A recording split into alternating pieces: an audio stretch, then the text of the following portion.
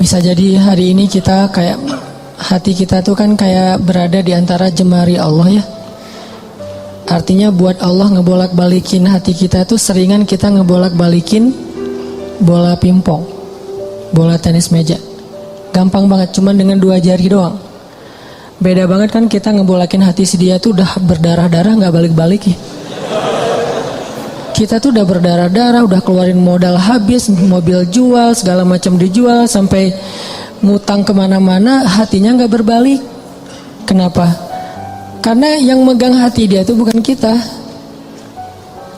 Kalau buat Allah ngebalikin hati itu gini doang. Di antara jemari Allah. Ini bukan masalah Allah itu punya jari ya, karena laisa kamitslihi syai'. Jangan dianalogikan punya jari kayak makhluk, itu nggak boleh.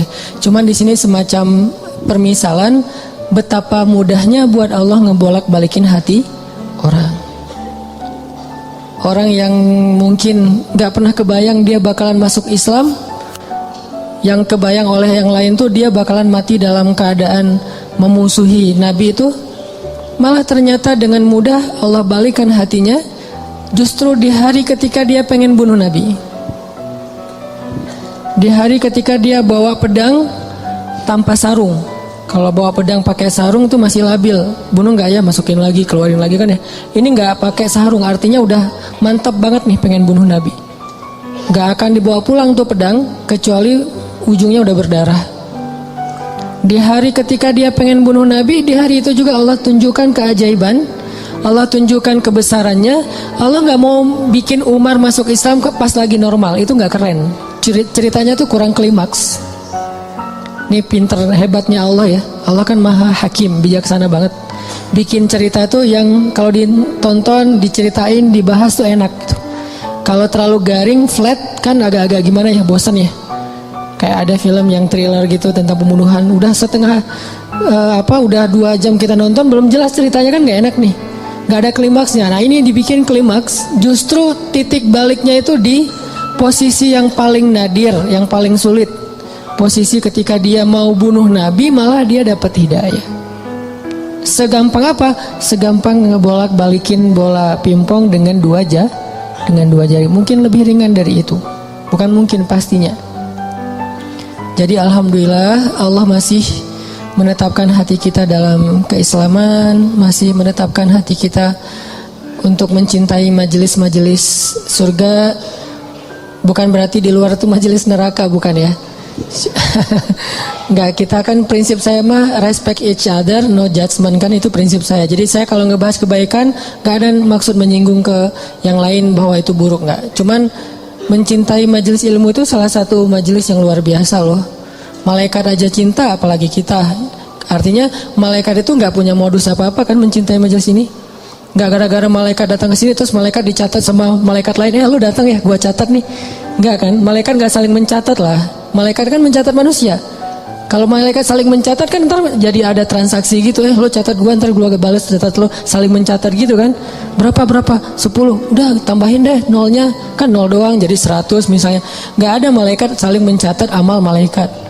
Malaikat itu mencatat kita. Jadi nggak ada modusnya malaikat datang ke majelis ilmu itu kecuali karena memang majelis ini emang baik. Malaikat itu nge-like bukan karena pengen di fallback sama kita, nggak butuh malaikat fallback dari kita. Kita yang butuh fallback dari malaikat. Apa untungnya malaikat di fallback sama kita? Nggak nguntungin kan, biasa aja karena followersnya udah banyak. Jadi nambah 1-2 dari manusia tuh kayak nggak ngaruh gitu.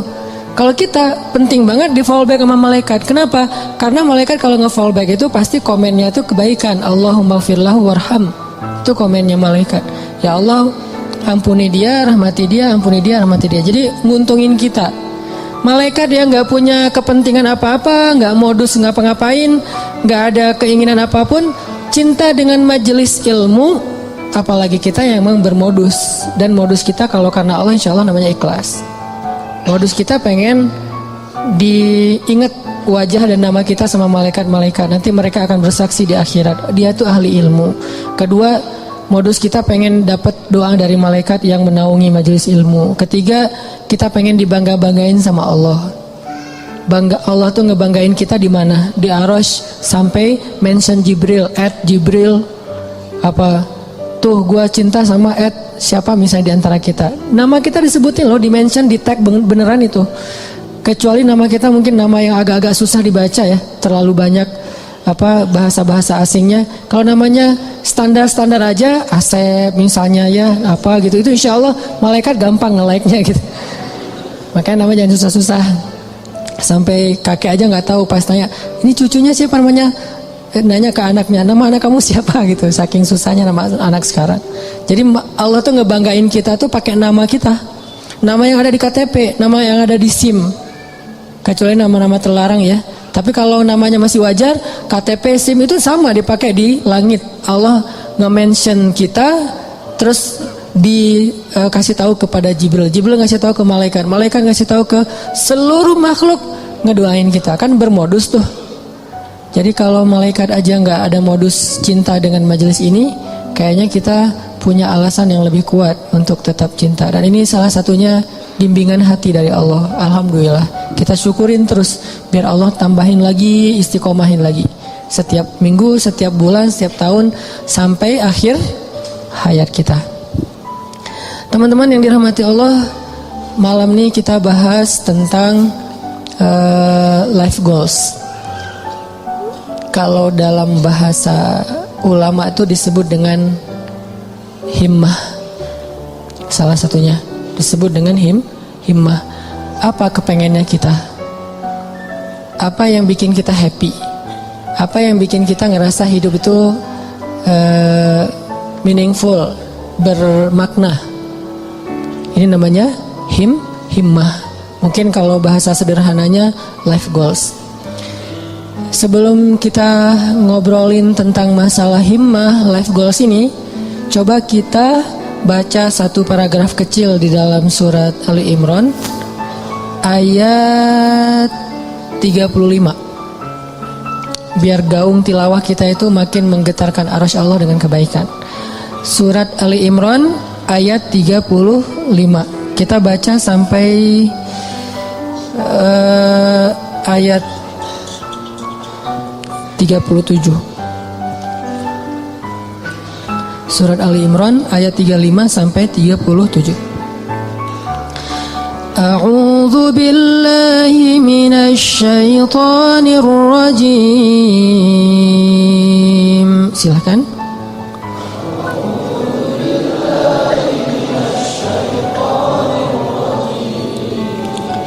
Bismillahirrahmanirrahim.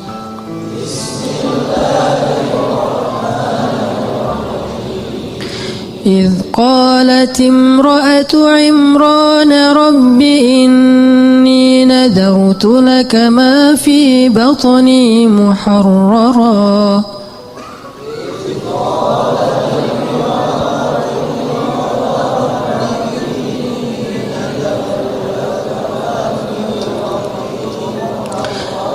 فتقبل مني إنك أنت السميع العليم.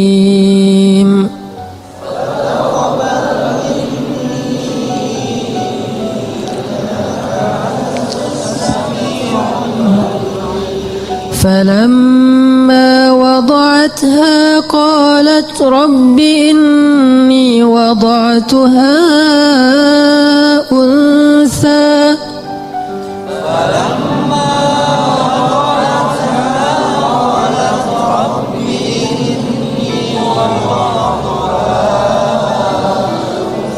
والله أعلم بما وضعت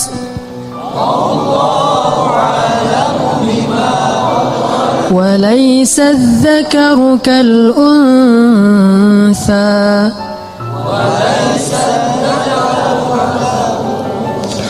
وإني سميتها مريم وإني أعيذها بك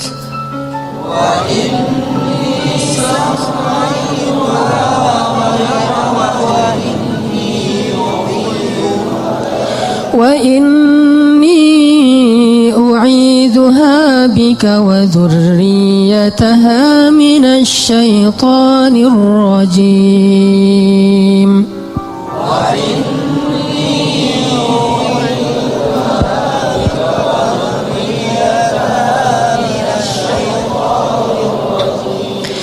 فتقبلها ربها بقبول حسن وأنبتها نباتا حسنا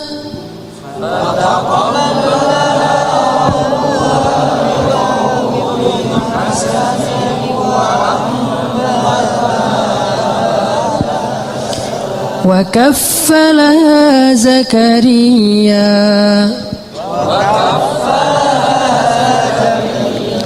كلما دخل عليها زكريا المحراب وجد عندها رزقا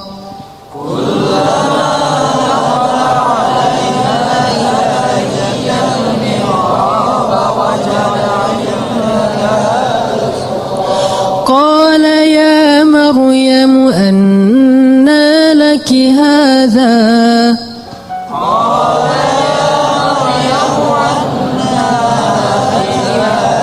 قالت هو من عند الله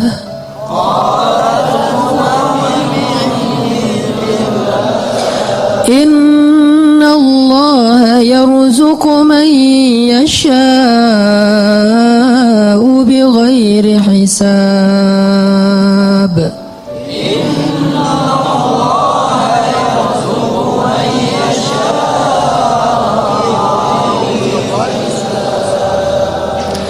Ingatlah kisah ketika istri Imran berdoa, "Ya Tuhanku, sesungguhnya aku bernazar kepada Engkau agar janin yang ada dalam kandunganku kelak menjadi seorang hamba yang berkhidmat kepadamu di dalam masjid, yaitu Masjidil Aqsa.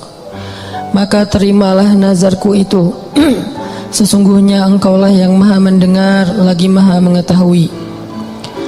Maka ketika ia melahirkannya, ia berkata, "Ya Tuhanku, aku telah melahirkan anak perempuan, sedangkan Allah lebih tahu apa yang dia lahirkan.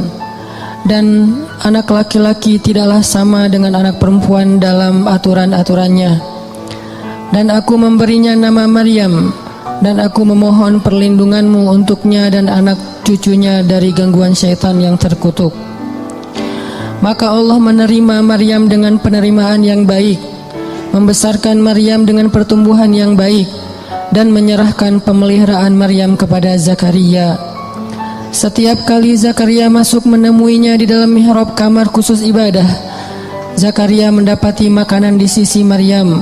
Lalu Zakaria bertanya, "Wahai Maryam, dari mana engkau memperoleh makanan-makanan ini?" Maryam menjawab, "Semua ini dari Allah. Sesungguhnya Allah memberi rezeki kepada siapa yang Dia kehendaki tanpa perhitungan." Shadaqallahul azim.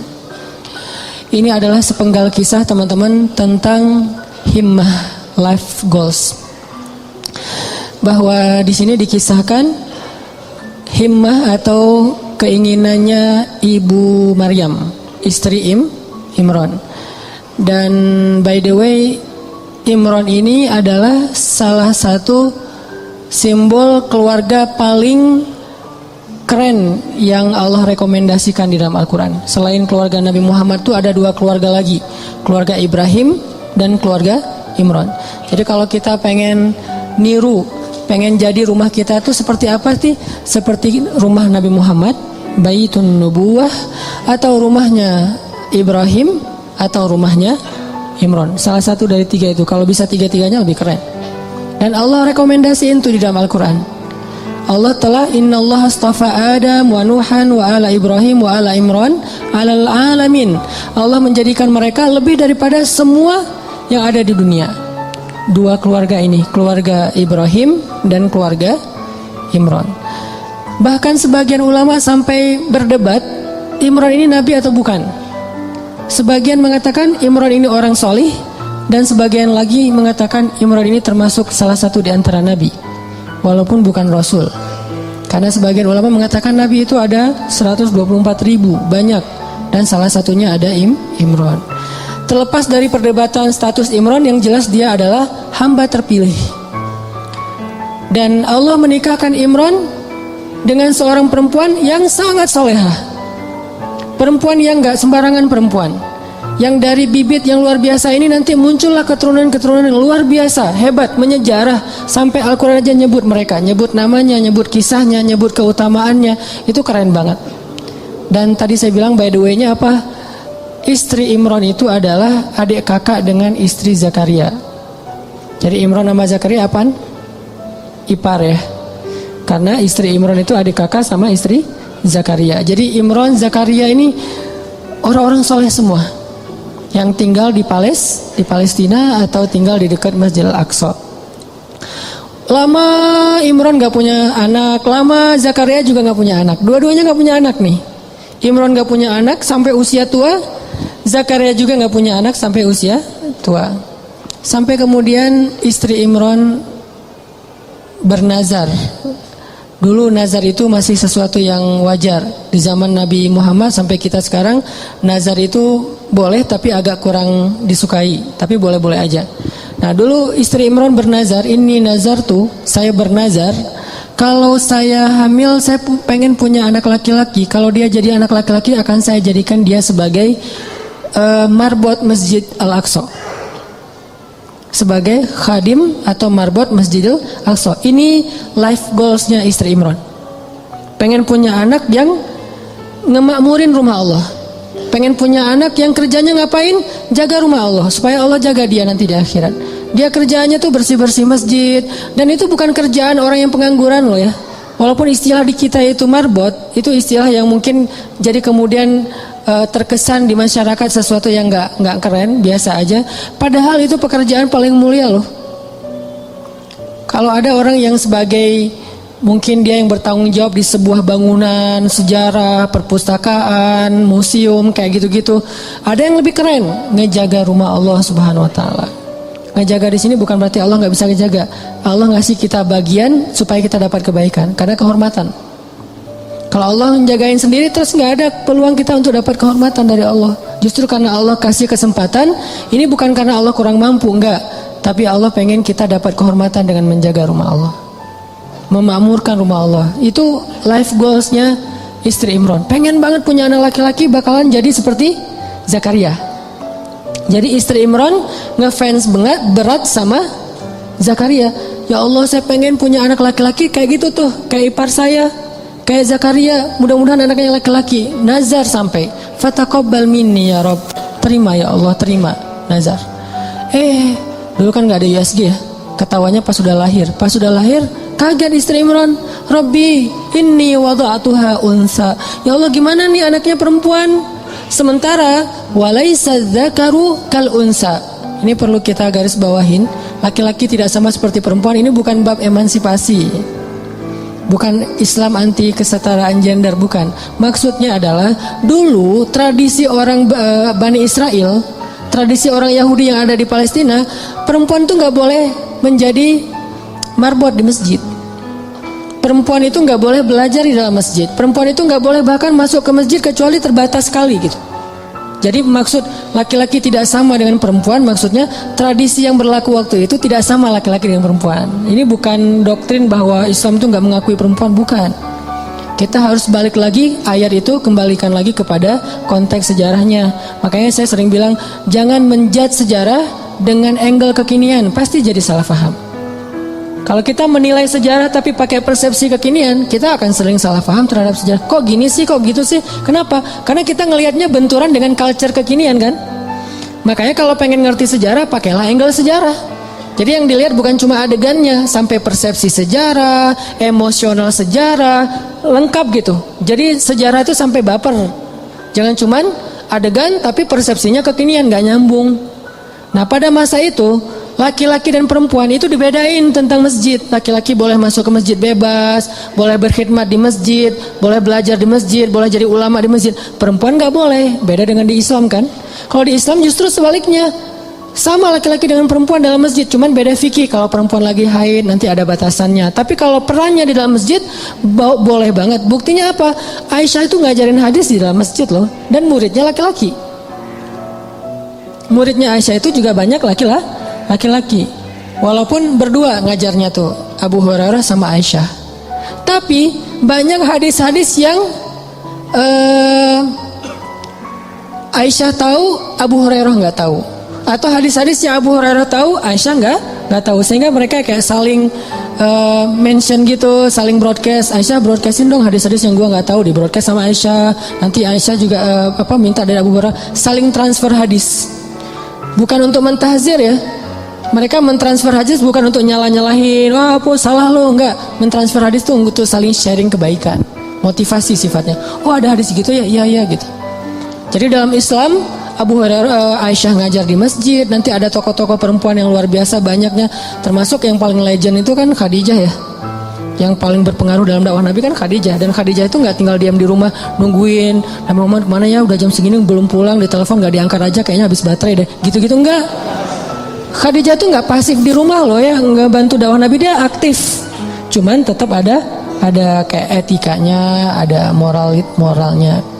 Di masa itu justru Allah pengen mengubah tradisi orang Bani Israel yang menganggap perempuan itu kelas kedua di antara masyarakat. Makanya Allah nyindir, ini sebetulnya bahasa sindiran. Walaysa dzakaru kal unsa. Menurut orang Bani Israel, perempuan itu nggak sama dengan laki-laki. Tapi di ayat berikutnya apa? Fataqabbalaha rabbuha biqabulin hasan. Tapi Allah sendiri nerima perempuan itu dengan penerimaan yang baik. Jadi Allah tuh pengen mengubah tradisi sebetulnya, biar kita nggak salah paham terhadap ayat ini. Tuh ayatnya tuh nggak sama laki-laki perempuan. Yang nggak sama itu bukan dalam persepsi ayat, bukan dalam persepsi Allah, dalam persepsi masyarakat. Dan Allah mengubahnya dengan kalimat fataqabbalaha rabbuha biqabulin hasanin. Justru Allah nerima perempuan itu dengan penerimaan yang sangat istimewa. Disediakan khusus mihrab buat dia, diberikan keutamaan buat dia, sampai turun makanan aja dari langit. Coba kurang apa perlakuan Allah? Treatment Allah ke Maryam tuh lebih istimewa daripada cowok-cowok yang udah lama di situ. Banyak tuh cowok-cowok, ada yang jomblo, ada yang udah nikah, itikaf di masjid, terutama yang jomblo ya, masih punya banyak waktu lah buat itikaf kan. Kalau udah nikah, kalau keseringan itikaf zalim juga sama istri ya kan ya. Kalau udah nikah mah dijadwalin seminggu sekali. Tapi kalau masih sendiri, itikaf aja setiap hari nggak masalah. Apalagi kos-kosan nggak sempat bayar, udah di masjid aja. Jadi udah lama di masjid kayak gitu, tetap aja Allah nggak ngasih hidangan dari langit. Sedangkan cewek Allah kasih hidangan dari langit. Di sini menunjukkan bahwa Islam itu menghargai perempuan banget loh. Bisa dibilang jarang banget ada orang yang dapat hidangan celeng datang dari langit. Itu udah buah yang segar, yang udah kualitasnya luar biasa.